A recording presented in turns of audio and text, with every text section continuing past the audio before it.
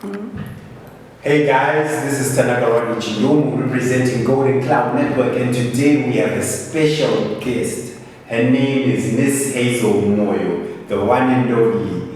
You may introduce yourself, ma'am. Hi, my name is Hazel. Alright, let's get into it. So Hazel, I think it would be great to maybe start to know a little more about yourself. I obviously we now know your name, but Yeah. what do you do? Like, what are you about? Well, I'm 22, and for a living, I do my best. Okay. Yeah. I'm a final year student at the University of Zimbabwe. I'm studying biological sciences. All right, that's great. How has that been? It's been eye-opening. It's been interesting, Okay. and I'm glad that my journey is almost done. Yeah, that sounds interesting for sure. Yeah. All right, so how did you end up, real talk, how did you end up like choosing that degree?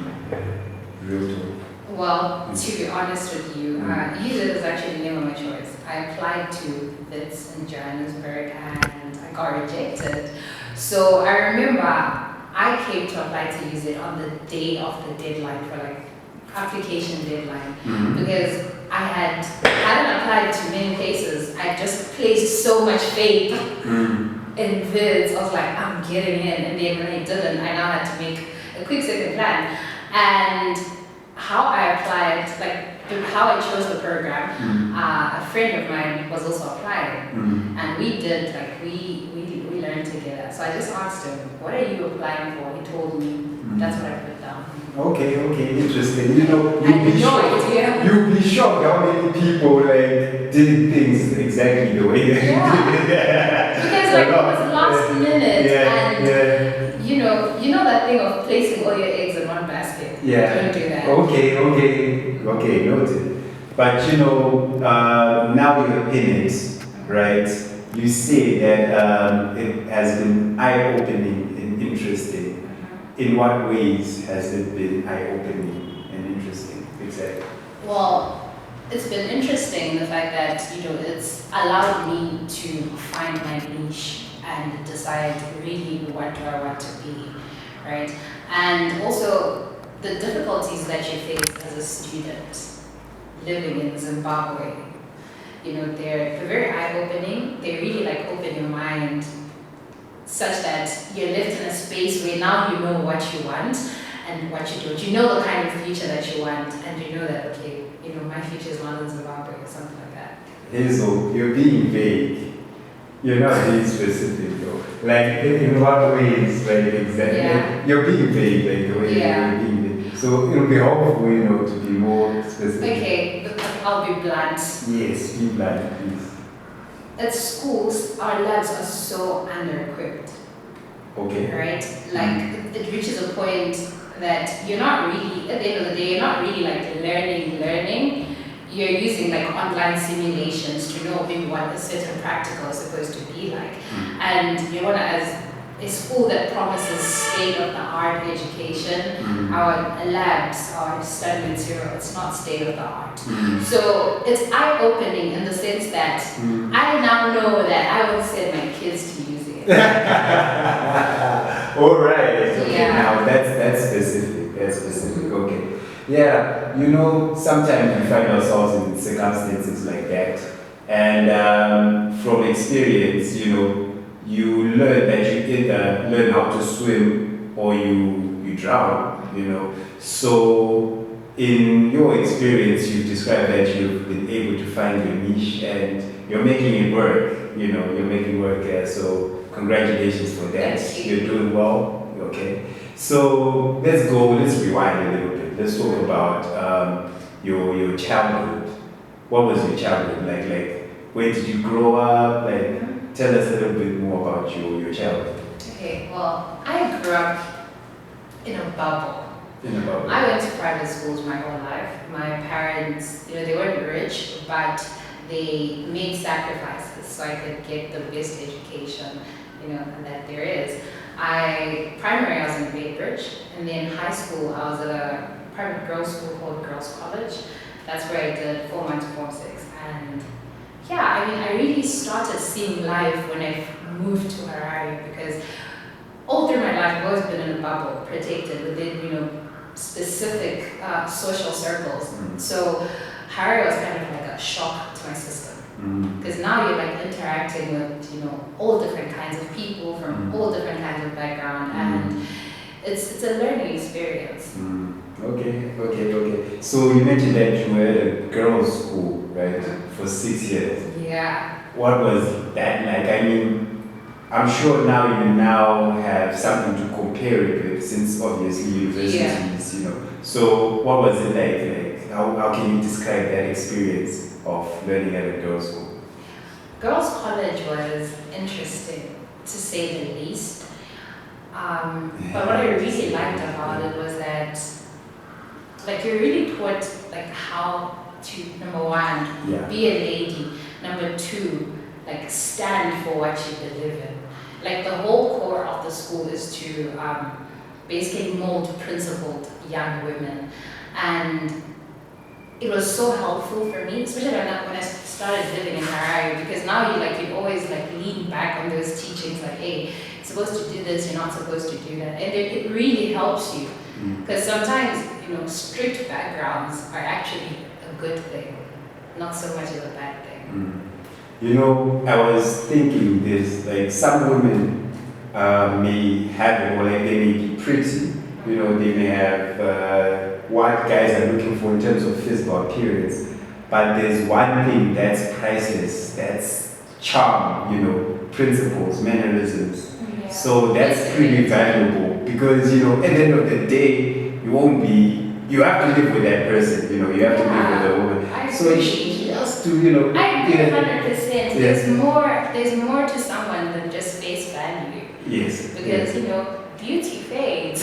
It does. So you need to have something solid to stand on as a woman. You can't just be like, oh, I'm pretty. So you think that during your time at girls' college, did it add to that intangible aspect that adds value to a woman? It did so much. So I was a debater. I started debate when I was about 13 years old, and it really helped me find my voice. And even when I look at, that's why I'm able to sit here and speak to you, because of trainings like that. There's so much that I learned that makes me the woman that I am today, that I don't think I would have gained maybe at another school, or even going to school. Yeah, so the school that your child goes to really matters It really does, because it shapes them so much. It literally shapes, their life decisions, the person they'll turn out to be, how they interact with people, how they market themselves, how they present themselves in front of people. It's so much, especially when it comes to etiquette. Because even as a woman, there's a certain way that you're supposed to present yourself. You're not supposed to just go in front of people haphazardly. You have to be proper. But then I know that there are certain schools that don't really teach that. But at school, we had so many clubs that were literally dedicated to that. We had Toastmasters, we had etiquette, things that that was specifically for that. Okay, that's interesting. All right, so that shows us how school really matters, like the choice of school, how it matters a lot. So, girls' college. After girls' college, you went straight to use it. That's when you went to use it. Okay, so let's talk about your attachment, your industrial attachment.